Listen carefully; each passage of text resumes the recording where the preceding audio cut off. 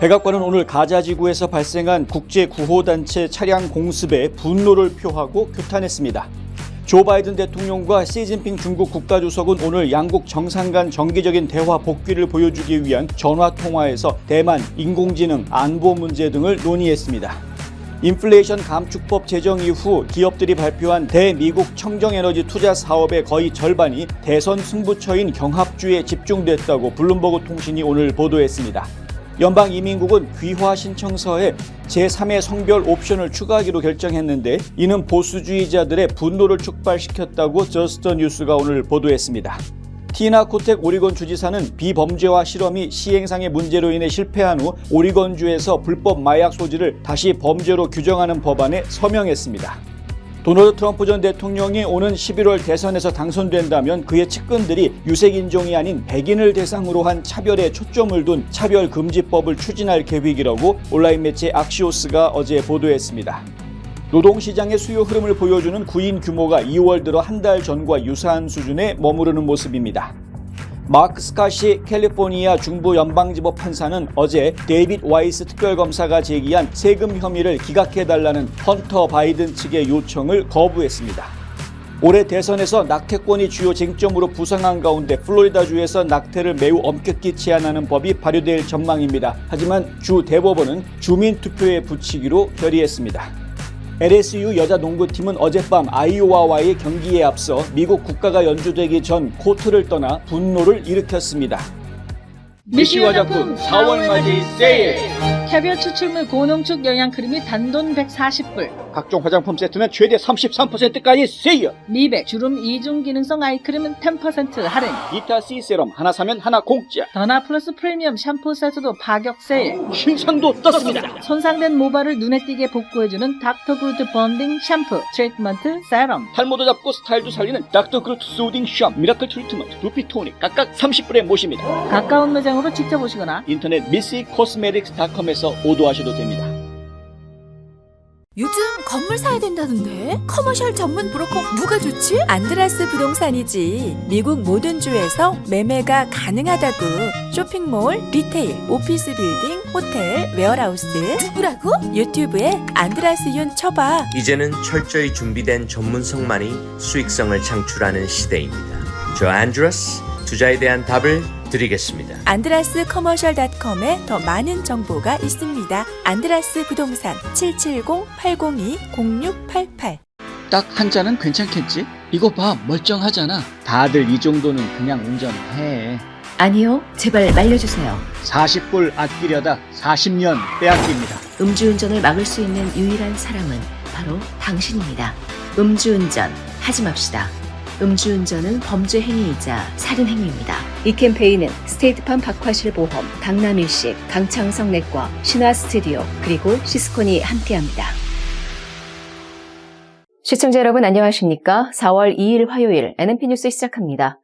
첫 소식입니다. 백악관은 오늘 가자 지구에서 발생한 국제구호단체 차량 공습에 분노를 표하고 규탄했습니다.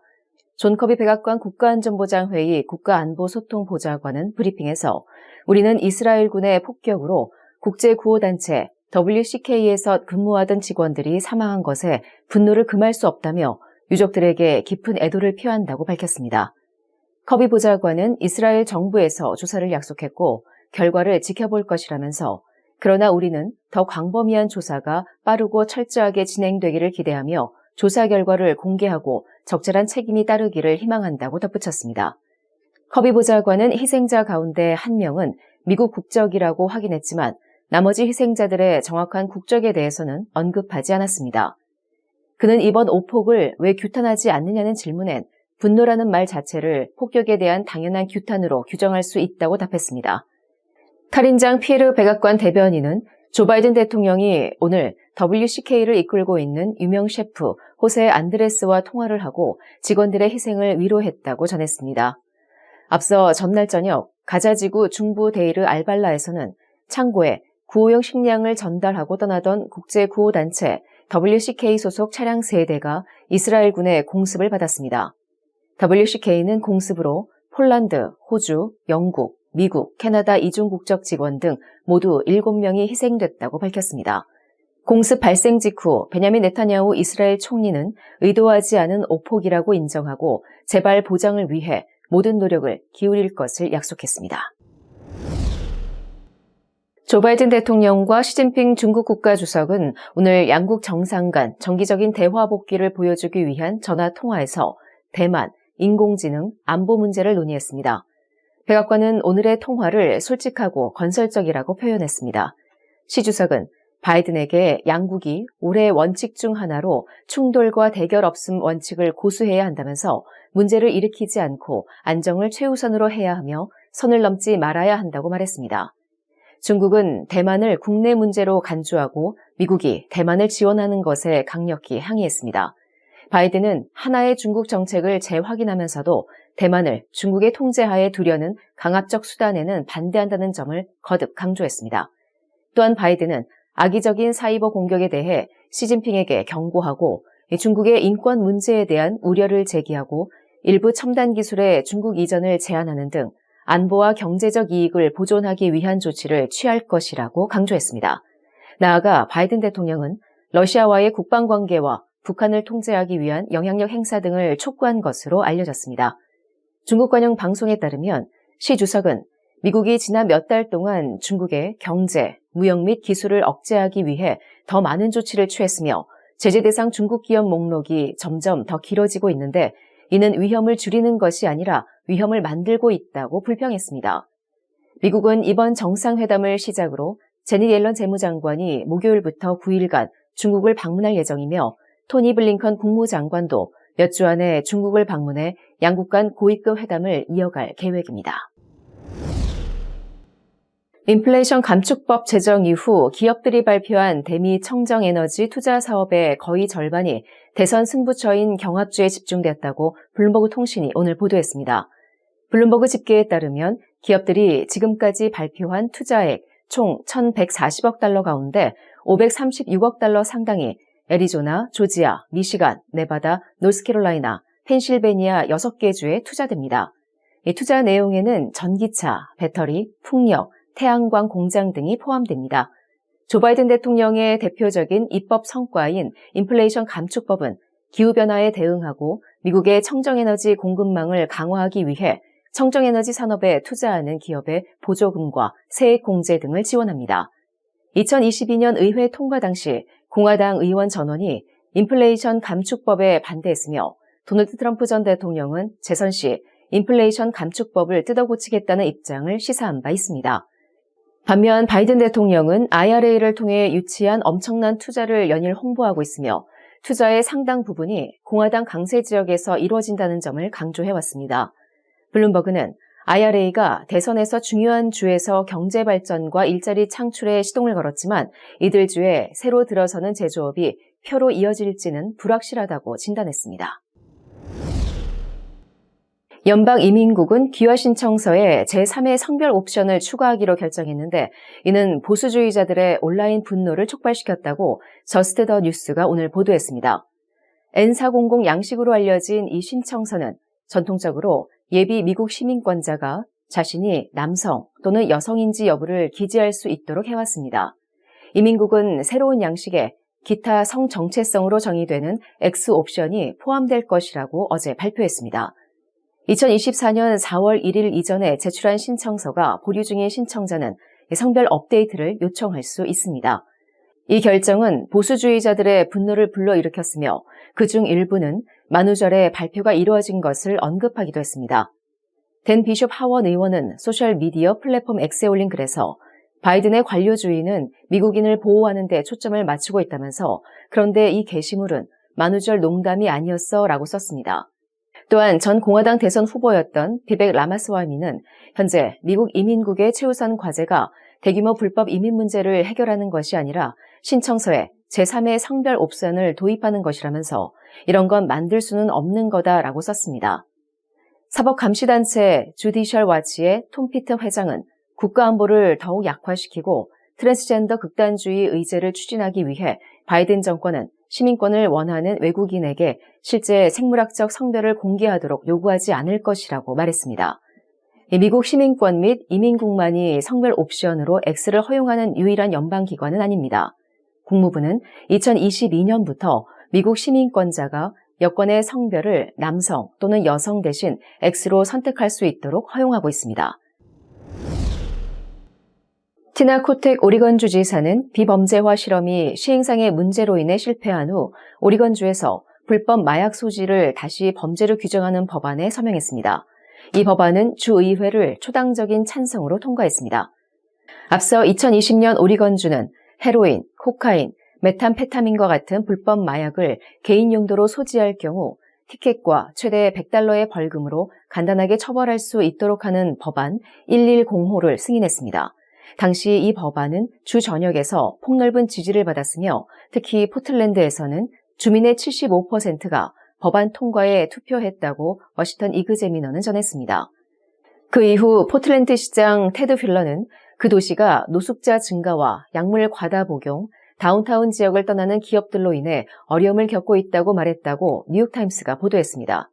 휠러 시장은 주정부가 시행을 망쳤다는 것은 의심의 여지가 없다고 말했습니다. AP는 오리건주의 대마초 세금 수입으로 운영되는 치료센터에 대한 자금이 느리게 도착했고 보건당국은 코로나19 팬데믹 기간 동안 새로운 치료 시스템을 구축하는 데 어려움을 겪었다고 보도했습니다. 이러한 압박이 복합적으로 작용하면서 오리건주가 미국 최초로 시도한 대마초 합법화 실험은 실패로 돌아갔습니다. 휠러는 뉴욕타임스와의 인터뷰에서 오리건주의 대담한 실험이 실패했다는 것은 의심의 여지가 없다면서 솔직히 말하면 시행 측면에서 실패했다. 타이밍도 잘못됐고 솔직히 말해서 정치도 잘못됐다라고 말했습니다. 9월 1일부터 시행되는 새로운 재범죄화 법안인 하원 법안 4002호는 개인적 용도의 소지는 최대 6개월의 징역형에 처할 수 있는 경범죄로 규정하며 또한 법 집행기관이 사람들을 형사사법 시스템 대신 중독 및 정신건강 치료 서비스로 안내하는 전환 프로그램을 만들도록 장려하는 내용을 담고 있습니다. 가족, 미래, 행복, 꿈, 건강, 아름다운 삶, 슬기로운 보험 생활로 가능한 것들입니다. 박화실보험을 만나보세요. 자동차 보험, 집보험, 비즈니스 보험, 워커스컴, 생명보험, 의료보험은 물론이고 주택융자, 재융자, 자동차융자, 개인융자 등 은행 업무에 IRA, 401k, 애뉴이티 등 은퇴 및 재정 설계까지 모두 한 곳에서 도와드립니다. 100년을 한결같이 좋은 이웃으로. 보험의 중심에는 박화실보험이 있습니다. 마리화나를 사용한 12학년 학생의 약 63%가 베이핑을 통해 섭취했다는 통계가 나왔습니다. 지난달 12세에서 17세 청소년 약 60만 명 마리화나 이외의 불법 약물을 사용했습니다. 점점 더 많은 학생들이 대마초를 사용하고 있습니다. 당신의 자녀는 안전합니까? 마약. 시작하는 그 순간 중독도 시작됩니다. 내 건강과 인생은 물론 가족과 지인들까지도 위험하게 만듭니다. 이 캠페인은 스테이트팜 박화실보험, 강남일식, 강창성 내과, 신화 스튜디오, 그리고 시스콘이 함께합니다. 도널드 트럼프 전 대통령이 오는 11월 대선에서 당선된다면 그의 측근들이 유색인종이 아닌 백인을 대상으로 한 차별에 초점을 둔 차별금지법을 추진할 계획이라고 온라인 매체 악시오스가 어제 보도했습니다. 악시오스는 또 트럼프 전 대통령 재집권 시 법무부는 백인을 우대하는 인종차별을 막기 위해 고안된 연방정부와 기업의 프로그램을 폐지하거나 뒤집는 정책을 추진할 계획이라고 전했습니다. 또 트럼프 행정부 시절 백악관 선임 보좌관을 지낸 스티븐 밀러 등 측근들이 그동안 소송 등을 통해 이 같은 변화를 위한 법적 토대를 마련해 왔으며 일부는 이미 성공을 거두기도 했다고 설명했습니다. 스티븐 밀러는 보수단체 아메리카 퍼스트 리거를 설립, 운영하고 있습니다. 이 단체는 차별 금지 규정이 잘못 적용되고 있는 사회 문제들에 대해 법정 소송을 주도하고 있습니다. 이와 함께 보수 싱크탱크 헤리티지 재단은 트럼프 2기 공약집이라 할 수 있는 2025 프로젝트를 통해 이른바 적극적 차별 종식을 구상하고 있습니다. 트럼프 행정부 시절 법무부 당국자이자 AFL의 법률 고문인 진 해밀턴이 참여한 이 구상은 미국 사회에서 특정 부문의 이익을 증진하는 것은 다른 미국인들의 희생을 담보라는 것이라며 거의 모든 경우 연방법 위반이라고 주장합니다. 한편 트럼프 전 대통령 캠프 스티븐 청 대변인은 연방정부 전반에서 차별 프로그램과 인종주의적 이념을 뿌리 뽑겠다는 것이 대통령 트럼프의 약속이라고 밝혔습니다. 청 대변인은 바이든 대통령의 비미국적인 정책과 연관된 모든 직원과 사무실, 구상들은 즉각 종료될 것이라고 강조했습니다.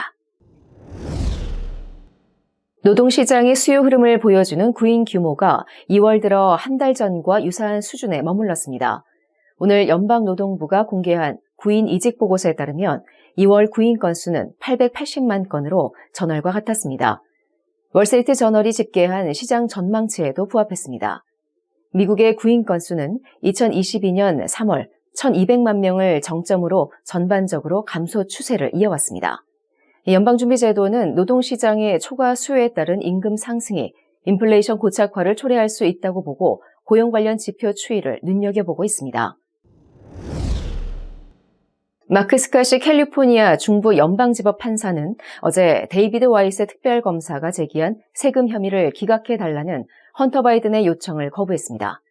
와이스 특검은 지난해 12월에 바이든이 2016년부터 2019년 과세 연도까지 또 2017년 1월경부터 2020년 10월 15일경까지 총 4년에 걸친 계획에 따라 최소 140만 달러의 자체 평가 연방세를 납부하지 않았고 2020년 2월경에 허위 신고서를 제출해 2018년 과세 연도에 대한 세금 평가를 회피했다고 주장하며 기소했습니다. 헌터의 변호사 아베 로엘은 기소가 정치적 동기에 의한 것이라고 주장했지만 스캇이 판사는 그의 주장에 대한 지지가 거의 없다고 판단했다고 AP통신은 전했습니다. 지난 2018년 트럼프 전 대통령에 의해 임명된 스캇이 판사는 피고는 차별적 효과와 차별적 목적에 대한 명확한 증거는커녕 합리적인 추론조차 제시하지 못하고 있다고 썼습니다. 더 힐에 따르면 스캇이 판사는 판결문에서 이 신청서에는 단 하나의 진술, 증거 또는 사법통지 요청도 포함되지 않았다는 점에서 주목할 만하다면서 대신 피고는 다양한 인터넷 뉴스 소스, 소셜미디어 게시물 및 법률 블로그의 일부를 인용하고 있다며 그러나 이러한 인용은 증거가 될 수 없다라고 썼습니다. 바이든은 서로 다른 주장을 해가며 총 8건의 기각 신청을 제출했지만 스캇이 판사는 이를 하나하나 기각했습니다. 전체적으로 헌터 바이든은 3건의 세금 중범죄와 6건의 경범죄 혐의를 받고 있으며 총 17년의 징역형에 처해질 수 있습니다. 올해 대선에서 낙태권이 주요 쟁점으로 부상한 가운데 플로리다주에서 낙태를 매우 엄격히 제한하는 법이 발효될 전망입니다. 플로리다주 대법원은 어제 플로리다주의 헌법이 낙태권을 보호하지 않는다고 판결했습니다. 이에 따라 작년에 제정된 임신 6주 후 낙태 금지법이 30일 이후 발효됩니다. 강간, 근친상간, 치명적인 태아 기형, 긴급 의료 상황 등 예외적인 경우를 제외하면 미국 남부에서 낙태 시술을 받을 길을 사실상 없애는 판결이라고 워싱턴 포스트는 평가했습니다. 그런데 이날 플로리다주 대법원은 별도 판결에서 주 헌법에 낙태권을 명시하는 개정안을 오는 11월 투표에 붙일 수 있다고 결정했습니다. 이는 플로리다주 유권자들이 낙태 문제를 직접 결정하도록 한 것으로 11월에 주 헌법 개정안이 가결되면 임신 6주 후 낙태 금지법은 폐기됩니다. 작년에 플로리다에서는 8만 2천여 명이 낙태 시술을 받았는데 이는 지금까지 낙태를 금지하거나 거의 금지한 17개 주들 가운데 가장 많습니다. 한편 뉴욕타임스는 로데 웨이드 폐기 이후 캔자스, 오하이오, 미시간 등 7개 주에서는 직접 투표를 통해 낙태권을 보호했다고 설명했습니다.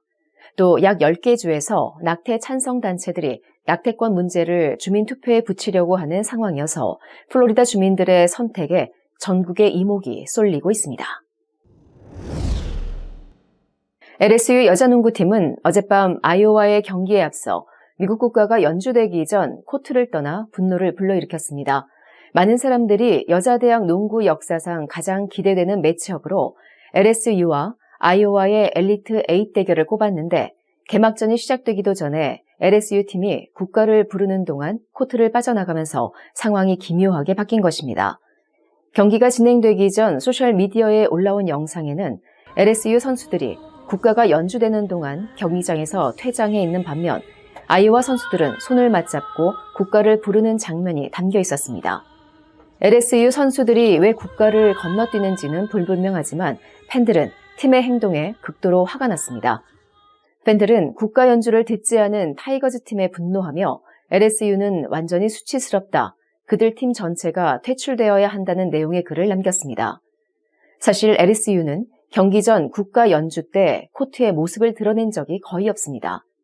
아이오와 호크아이즈는 알바니에서 열린 LSU 타이거스와의 경기에서 스타 선수 케이틀린 클라크가 41점 득점이라는 놀라운 기록을 터뜨린 데 힘입어 94대 87로 승리했습니다.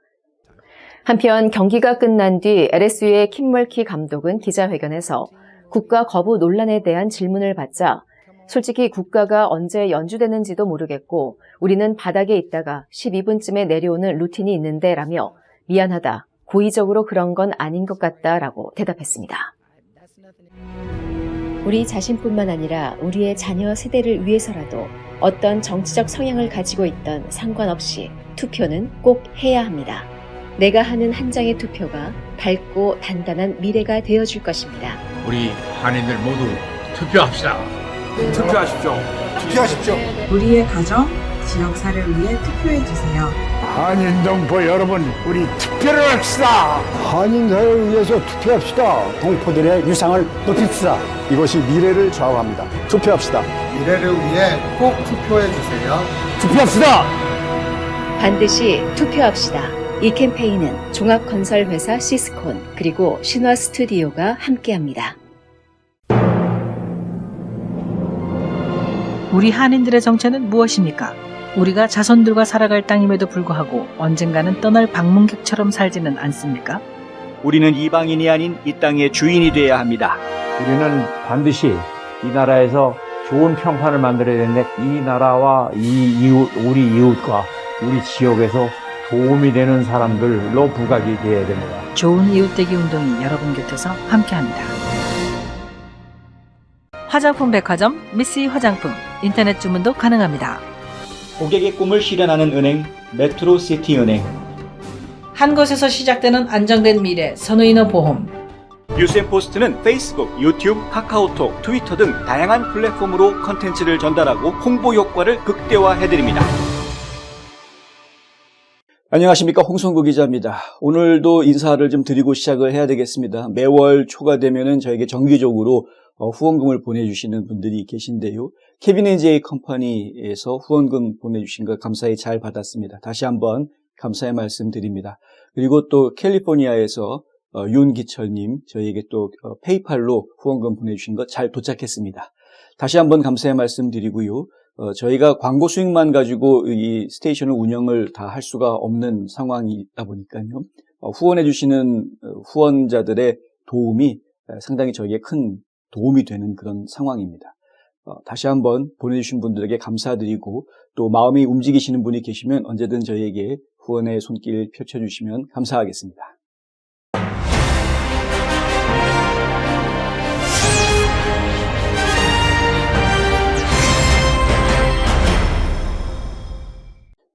귀화 신청서, 나 이제 미국 시민이 되겠습니다 라고 시민권 신청하는 서류입니다. N400번 서류. 이 서류에 성별을 표시한 칸에 남성, 여성 이외에요 X라고 표시할 수 있게 해주겠다라는 발표가 오늘 나왔습니다. 이제 어제 나왔죠. 어제부터 시행에 들어간 겁니다. 문제는 이렇게 하게 되면 이 사람이 남자다 여자다라는 게 아무 의미가 없어집니다. 표시하기를 여성이라고 X라고 표시를 해놓게 되면은 남성인지 여성인지 구분을 하는 것 자체가 겉모습만으로는 불가능하다라고 이야기할 수 있기 때문에 그럽니다. 그러니까 남장 여성인지 여장 남성인지 남자로 그냥 태어나서 덜렁덜렁 남자인데도 그냥 말로만 나는 트랜스라고 얘기하고 표시를 X로 하는 건지 뭐 이런 것들이 구분이 정확하게 될 수가 없다라는 거죠. 다시 말해서 성별 표기 그 란 자체가 아무 의미가 없어져 버리는 것이다라고 이제 설명드릴 수도 있겠습니다. 성소수자라고 주장하는 사람들 입장에서는 본인의 성 정체성을 밝히는 하나의 방법이라고 환영할지는 모르겠습니다만은 본인의 성 정체성을 밝히는 게 아니라 오히려 이 성별을 완전히 무시해버리게 만드는 아무 의미 없게 만들어버리는 조치라는 것을 좀 이해해 줬으면 좋겠다라는 생각이 먼저 듭니다. 바이든 행정부는 초기부터 지금까지 이 성소수자, 우리가 흔히 얘기하는 LGBTQ 커뮤니티를 상대로 해서 상당히 많은 표심을 구걸해왔던 것이 사실입니다. 그렇다 보니까 이것이 상당히 사회 문제로까지 발전을 하고 있는 모습을 저희가 계속해서 보고 있습니다. 심지어는 부활주일 날을 트랜스젠더의 날로 선포하는 이런 지경에 이르렀다. 어떻게 그날을 같이 할 수 있느냐라고 이야기했을 때 바이든 대통령은 아니 이거 몰라도 이렇게 무식한 소리를 하느냐. 트랜스젠더의 날은 3월 31일로 고정이 되어져 있는 것이고 부활주일은 원래 왔다 갔다 계속 날짜가 바뀌는 건데 우연히 맞아떨어진 거지 그걸 가지고 이렇게 무식하게 얘기하면 되느냐라고 이야기하는 그러니까 부활주일인데 의도적으로 트랜스젠더의 날로 정한 거는 아니다라는 이야기이죠. 그런데 저희가 강하게 의혹을 제기할 수밖에 없는 게요. 트랜스젠더의 날이라는 거를 대통령이 선포문을 내가지고 기념해주고 축하해주는 게 역대 대통령 누가 그랬냐라는 겁니다. 유일하게 조 바이든 대통령만이 그렇게 하고 있다라는 거는 이건 얘기가 좀 다른 얘기 아니냐 이렇게 봐야 되는 것이고요. 2021년에 본인이 정식으로 선포를 하기 시작했습니다. 그럼 2021년부터 2024년까지는 본인이 집권하는 기간인 거 빤히 알 텐데 2024년에 부활주일하고 트랜스젠더 날이 겹칠 거다라는 이야기를 아무도 안 해줬을까라는 생각이 들 수밖에 없죠. 부활주일인데 트랜스젠더의 날로 선포하게 되니까 더 의미가 깊습니다. 대통령님 하고 입방정을 떤 보좌관이 있는지는 모르겠습니다만은 어찌됐든 상당히 문제는 심각하게 됐다라는 겁니다. 0.3%도 안 되는 그 소수 때문에 극소수 때문에 전체 국민들 99%가 넘는 전체 국민들이 상당히 피곤해지는 불편해지는 이러한 문제를 지금 만들고 있다라는 겁니다. 이건 좀 생각을 좀 해봐야 되는 거죠. 그러니까 소수를 무시하자라는 얘기가 아니라 소수를 존중하는 방식을 달리해야 된다는 거죠. 3월 31일을 트랜스젠더의 날로 정한 거는 민간인입니다. 아무런 정부 조직과 관련도 없는 민간인들이 자체적으로 정한 날입니다. 왜 그날이 트랜스젠더의 날이 돼야 되는지 그 이유조차 설명이 나와 있지도 않습니다. 그냥 정한 겁니다. 그냥 이날로 하자라고 정한 겁니다. 그렇다면 대통령이 축하를 해주고 싶다면 정의해주고 싶다면 차라리 3월 30일이나 4월 1일이나 날짜를 하루 좀 비껴가서 올해는 부활주일이 이날이 있으니까 하루 좀 비껴갑시다라고 해도 되는 것 아니었는지 아니면 이전에 내가 이미 2번이나 했으니까 올해는 안 하겠다라고 3번이나 했죠. 3번이나 했으니까 올해는 좀 부활주일도 있고 하니까 스킵하자라고 할 수도 있었던 것 아니냐 이런 부분들이 아쉽다라는 거죠. 그러니까 마음 자체가 그런 생각 자체가 없었기 때문에 이런 일들이 벌어질 수 있었다는 겁니다.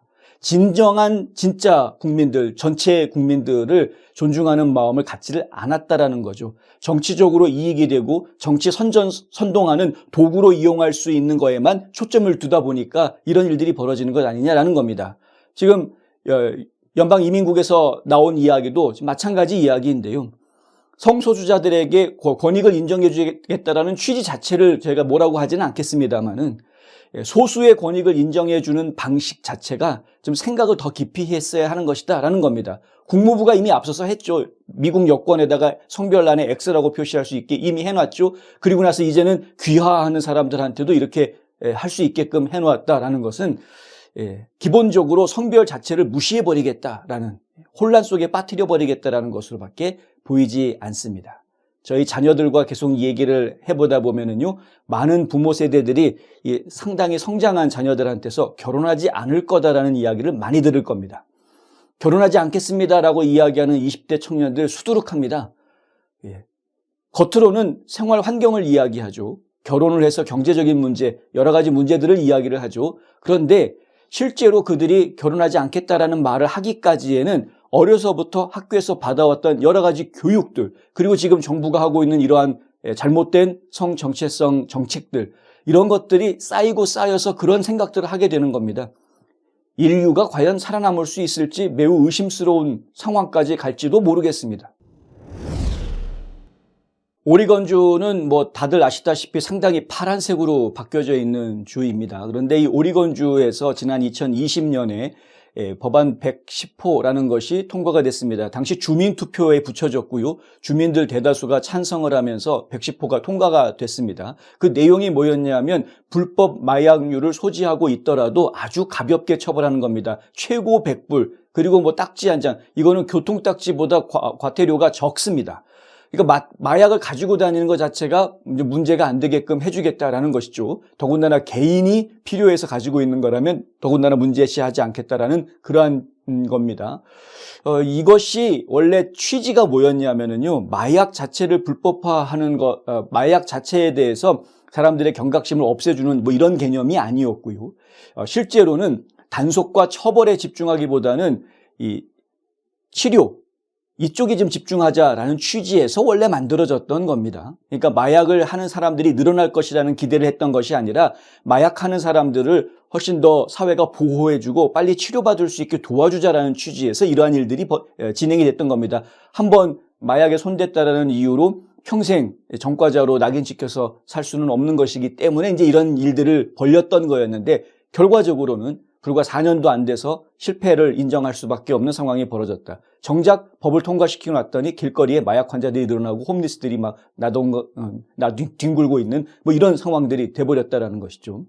예, 불을 보듯 뻔히 알 수 있는 일이었음에도 불구하고 의지만 앞세웠던 것이 아니었는가. 인간이라는 존재가 어떤 존재인지 제대로 파악하지 못했던 것 같다. 그럼에도 불구하고 하나는 알았는데 둘은 깨닫지 못했습니다. 오리건주 같은 경우에는 지금 이것이 제대로 되지 않은 것은 주정부에서 일을 잘못했기 때문이다라는 비판을 계속 쏟아내고 있는 상황입니다. 처음에 의도했던 대로 재활치료 쪽에 좀 더 집중하는 그러한 프로그램들이 가동을 했어야 했는데 하필이면 그때 팬데믹이 있었고 여러 가지 상황들이 잘 돌아가지 않았기 때문에 결국은 예산이 부족해서 하려고 했던 일을 못해서 이 일이 망가졌다라고 이야기하고 있는 이런 상황이 되어버렸습니다. 이제는 뭐 더 이상 마약을 그냥 풀어놓을 수 없는 상황이어서 단속을 할 수밖에 없는 상황이 돼버렸기 때문에 어쩔 수 없이 단속을 해야 된다. 뭐 이런 상황이고요. 그럼에도 불구하고 이번에 새로 통과된 하원법안 4002호 같은 경우에도 내용에 보면은 이들을 집중 단속은 하되 단속했다고 해서 벌 주고 뭐 감옥 보내고 하는 데 집중하는 것이 아니라 마약과 관련된 사범들은 이 재활치료센터 쪽에 병원으로 보내서 정신치료를 받거나 상담을 받을 수 있도록 도와주는 이러한 프로그램들을 만들도록 그렇게 규정하고 있습니다. 바꿔서 이야기하면은 마약 자체를 불법화한다라기보다는 마약에 접했던 사람들이 마약으로부터 벗어날 수 있도록 도와주는 데 초점을 두겠다라는 의지는 계속 가지고 있는 겁니다. 그 의지가 성공적으로 진행이 된다고 하면 하나의 모델 케이스가 될지도 모르겠습니다만은 지금까지 전 세계 어디에서도 이것이 성공적으로 이런 방식으로 처리된 곳이 없습니다. 있으면 저에게 좀 알려주시기 바랍니다. 처음부터 접하지 못하게 만들어야 합니다. 이미 접한 사람들 치료해주면서 어떻게 하겠다라고 이야기할 문제가 아닙니다. 처음부터 아예 마약의 근처에 가지도 못하게 만들어야 하는 것이 정답입니다. 그것이 예방입니다. 그런데 지금 오리곤 정부에서는 그 부분까지 깊이 이해를 하지 못하고 있습니다. 상당히 심각한 문제가 아닐 수 없고요. 전국적으로 지금 마리화나를 합법화하려고 하는 많은 주들이 이 문제에 대해서 좀 심각하게 생각해야 될 때가 되지 않았는지 스스로 좀 돌아봐야 할 것입니다. 예, 이 사진은 지난번에 시청자분들이 저희에게 후원해 주셔서 저희가 참석했던 CPEC 행사에서 제가 직접 찍은 사진입니다. 스티븐 밀러 이 보좌관은, 이 고문은 전통적으로 백인 우월주의자처럼 언론들이 지금 표현을 하고 있습니다. 그럴지도 모르겠습니다. 하지만 그 속내를 드러낸 적이 없기 때문에 백인 우월주의자로 낙인 찍고 싶지는 않고요. 하지만 저희가 분명하게 말씀드릴 수 있는 것은 여기에서 얘기되고 있는 차별은 역차별이다라는 부분을 좀 이해를 해야 될 필요가 있다. 미국에는 뭐 이미 오래전부터 차별금지법이라는 것이 만들어져 있습니다. 연방 차원에서도 그렇고 각 주 차원에서도 거의 대부분 차별금지법들이 만들어져 있습니다. 그런데 이 차별금지법이 잘못 시행되고 있는 지역들이 상당히 많습니다. 뭐냐 하면 그 차별을 금지한다라는 내용을 왜곡시켜서요. 차별을 했던 사람, 결국은 이제 백인들이죠. 흑인 노예를 부려먹었던 백인들을 죄악시하는 형태로 재해석합니다. 그건 이제 역사적으로 그래 왔기 때문에 뭐 그렇다. 그리고 인종적으로 그 사람들은 그래서 어려서부터 이미 오래전부터 역사가 그래 왔기 때문에 어려서부터 자연스럽게 백인 우월주의 의식 같은 것들을 가지게 된다. 뭐 이런 식의 이제 이야기들을 하면서 전부 다 증명하기 어려운 추론일 뿐인데도 불구하고 학자들이 이야기했다라는 이유로 그것이 하나의 이론이 돼버리고 사람들에게 교육이 되고 믿어지고 있고 뭐 이렇습니다. 그렇다 보니까 자연스럽게 백인층을 죄악시하는 이러한 교육 프로그램들이 만들어지게 됩니다. 나는 죄인입니다. 뭐 이런 훈련 프로그램들이 만들어지게 됐고요. 이것이 이제 바이든 행정부에 들어와서 DEI라는 이름으로 포장이 돼가지고 지금 각 학교부터 시작해서 공공기관 여러 부서에 다 이런 사무실들이 만들어지게 되죠. DEI 사무실에서 하는 역할들은 상당히 희한한 일들을 합니다. 예를 들면요. 농구를 하는데 농구 코치를 뽑는데 농구 코치를 뽑을 때 농구 선수들 중에 흑인이 80%고 백인이 20%다. 농구 선수들 중에요. 그러면은 코치도 80% 흑인이 돼야 될 가능성이 더 높아야 된다. 뭐 이런 식으로 계산을 하는 겁니다. 그러니까 인종에 의해서 혹은 피부색에 의해서 그것이 반영이 돼야 된다라는 이야기를 하는 거죠. 가장 많은 분들이 지금 실제로 접하고 계신 게 뭐냐면은 유권자들 인구 중에서 지역구 안에서 그 유권자들 중에 흑인이 몇 %면은 그러면은 그 몇 %의 흑인을 대변할 수 있는 흑인 정치인이 몇 % 이상 나와야 된다라고 주장하는 뭐 이런 식으로 이야기하는 겁니다. 이거를 과연 평등이라고 이야기할 수 있는가? 흑인 인구에 대해서는 흑인만이 대변할 수 있다라고 생각하는 그 생각은 도대체 어디에서 나온 것인지 되물을 수밖에 없는데 누구보다 흑인보다도 흑인을 더 잘 이해하고 도와줄 수 있는 백인이 있을 수도 있는 것이고 동양인이 있을 수도 있는 것 아닙니까? 동양인보다도 더 동양인들을 이해하고 그들을 도와줄 수 있는 흑인이 있을 수도 있는 것이고 백인이 있을 수도 있는 것인데 왜 굳이 흑인은 흑인이 대변해야 되고 백인은 백인이 대변해야 되고 뭐 이런 식의 사고방식을 가지고 사람들을 채용할 때에도 그런 잣대를 갖다 대고 그러니까 이게 이미 차별을 하고 있는 거죠. 차별을 하지 말자라는 법을 만들어 놓고 그걸 시행한다고 하면서 오히려 차별을 하고 있는 겁니다. 모든 일자리는 기능이 있습니다. 그 기능을 잘 수행할 수 있는 역량을 가지고 있는 사람이 그 자리에 들어가야 그 자리가 제대로 힘을 발휘할 수 있게 되고 사회 전체가 역동성을 가지게 되는 거죠. 그런데 그런 기능을 가지고 있는 사람을 찾는 게 아니라 인종에 따라서 우리는 흑인 3명 최소한 뽑아야 되는데 요번에 뽑을 수 있는 흑인이 2명밖에 없는데 어떡하지? 지금 저 사람은 실력이 좀 떨어지더라도 흑인이니까 뽑아줘. 이런 식으로 되면은 그 사회가 어떻게 되겠습니까?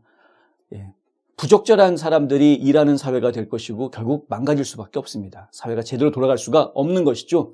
그런 이야기를 하고 있는 겁니다. 스티븐 밀러가 하는 이야기는요. 지금 백인 차별 금지법을 추진하겠다라는 이야기는 어떤 새로운 법을 만들겠다라는 취지로 이해하시는 것보다는 기존의 그 차별금지법이 잘못 와전돼서 잘못 해석되고 적용되고 있는 것들을 바로잡겠다라는 취지에서 나온 이야기입니다. 이 부분 저희가 심각하게 제대로 알고 있어야 하겠다라는 말씀 꼭 드립니다. 잘못 알고 계시면은 어설프게 알고 계시다 보면은 하는 사이에 저 사람들 말이 잘못된 이야기 하는 사람들 말이 맞는 것처럼 훅 넘어갈 수도 있기 때문에 중요한 건 차별이 없게 하는 것이 중요한 것이지 차별을 없게 하자라는 말이 특정 인종한테 유리하게 적용해 주자라는 것으로 해석되는 것은 곤란하다. 물론 이런 게 있죠. 뭐 여성이고 아시안이고 흑인이고 그러니까 소수민족이고 여성인 경우에는 좀 우대해 주겠다. 플러스 가산점을 주겠다. 이게 정부에서 조달 사업을 한다거나 정부와 관계된 프로젝트를 진행하거나 할 때 이렇게 가산점을 주는 경우들이 간혹 있습니다. 예전에 이제 한참 문제가 됐던 하버드 대학 같은 대학들에 들어갈 때에도 입학을 할 때 흑인 가정에서 자란 사람들 같은 경우에는 플러스 가산점들을 주었었죠. 그런데 동양인들, 특히 이제 한국이라든가 뭐 이런 출신들은 그 플러스 가산점을 받지 못했습니다. 소수민족임에도 불구하고. 근데 똑같은 소수민족인데도 불구하고 왜 그쪽은 플러스 가산점을 받고 이쪽은 플러스 가산점을 못 받느냐라고 이야기하면 통계적으로 흑인 가정들은 가난하고 힘든 상황에서 자랐기 때문에 공부를 하기가 힘든 상황에서 공부를 한 친구들이니까 플러스 가산점을 주겠다. 뭐 이렇게 설명을 할 수밖에 없는 상황이 되는 것인데요. 그렇게 따지면 케이스 바이 케이스 아닙니까? 어떤 흑인 가정은 가난할 수도 있지만 어떤 흑인 가정은 부유할 수도 있는 것이고 어떤 한인 가정은 아주 잘 사는 사람일 수도 있지만 어떤 한인 가정은 아주 지질이 못 사는 가난한 가정에서 진짜 개천에서 용문하듯이 머리가 뛰어난 학생이 나올 수도 있는 것 아닙니까? 그러니까 이게 기준이 정말 공평하게 적용될 수 있는 기준이 아니고 단지 피부색으로 인해서 적용되는 기준들이 나온다는 그 자체가 이미 차별하고 있는 것인데 그러니까 차별 금지한다라고 하면서 오히려 차별을 하는 이러한 문제들을 없애야 되겠다라는 이야기입니다. 이것이 바로 스티븐 밀러가 이야기하고 있는 제대로 된 차별금지법 이야기입니다. 언론들이 이거를 잘못 오해시킬 수 있습니다. 잘못 오해하시면 안 되겠다. LSU 여자 농구팀 하고요. 그리고 아이오와 여자 농구팀 이 두 팀은 작년에 챔피언전, 전국 챔피언전 결승까지 갔던 팀입니다. 그래서 이번에 8강전이 어제 열렸었는데 어제 열린 그 8강전 경기가 작년에 결승전에서 붙었던 팀이 붙었다 해가지고 전국적으로 관심을 가졌던 경기라고 합니다. 그런데 이 경기가 시작되는데 보니까 보통 이제 행사를 시작할 때 국가 연주 하지 않습니까? 아이오와 팀 같은 경우에는 지금 보시는 것처럼 이렇게 쫙 서가지고 다들 손잡고 국가를 같이 불렀는데 지금 LSU 같은 경우에는 텅 비어있는 선수들이 다 나가버린 겁니다. 원래 경기 시작하기 전에 몸풀기 위해서 코트에 와가지고 다들 뭐 공 굴리고 다 연습하고 하죠. 그런데 정식으로 이제 행사가 시작된다라는 이야기가 나오고 난 다음에 이 선수들은 퇴장해버린 거고요. 그리고 이 선수들은 그 자리에 서서 행사를 한 겁니다. 나중에 기자회견, 경기 끝나고 나서 기자회견을 할 때 기자들이 킴 멀키 LSU 여자농구팀 코치한테 물어보죠. 어떻게 된 거냐? 말들이 많다라고 물어봤습니다. 근데 이 코치가 대답한 내용이 뭐냐면 난 몰랐다. 뭐 국가 연주하는 줄도 몰랐고 뭐 유감이다. 미안하게 됐다. 그러면서 그냥 성의 없게 대답을 합니다. 뭐 의도했던 건 아니다. 뭐 이런 식으로 이야기를 합니다. 자, 그게 할 대답이라고 저희는 생각하지 않는 것이죠. 어떠한 경기장에 가서 경기를 치르던 국민의례라는 것을 먼저 경기 치르기 전에 한다라는 것은 다들 알고 있는 상식인데 그걸 몰랐다라고 이야기한, 그리고 국민의례를 하는 자리에 그 선수들을 데리고 나와서 같이 동참하지 않았다라는 것을 아무렇지도 않게 생각하는 그 자체, 그것도 상당히 문제가 있는 겁니다. LSU 여자농구팀은 작년에 우승팀으로 알려져 있습니다. 전국 우승팀으로. 챔피언 팀입니다. 그런데 이런 잘못된 그 나약한 국가관을 가지고 있다. 학교가 잘못 가르친 거 아닙니까? 학교가 잘못 가르친 거 아닙니까? 그럼 이 나라 국민이 아니라고 생각하면은 그럼 이 나라를 떠나든가. 이 나라에 살겠다라고 생각을 하고 있으면 철저한 국가관을까지는 요구하지 않더라도 기본적인 건 해야죠. 기본적인 거는. 그러니까 몰랐다, 뭐 의도한 거 아니다라는 답변이 과연 우리가 용납할 수 있는 답변이 될 수 있는지 솔직히 저는 잘 모르겠습니다. 여러분들 생각은 어떠십니까? 지금까지 홍성구 기자였습니다. 경제정보입니다.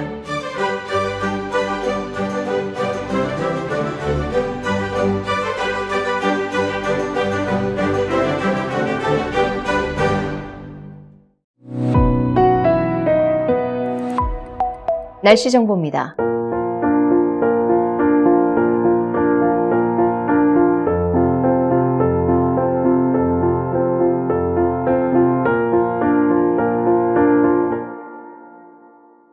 이상으로 4월 2일 화요일 NNP 뉴스를 모두 마칩니다. 시청해주신 여러분 고맙습니다.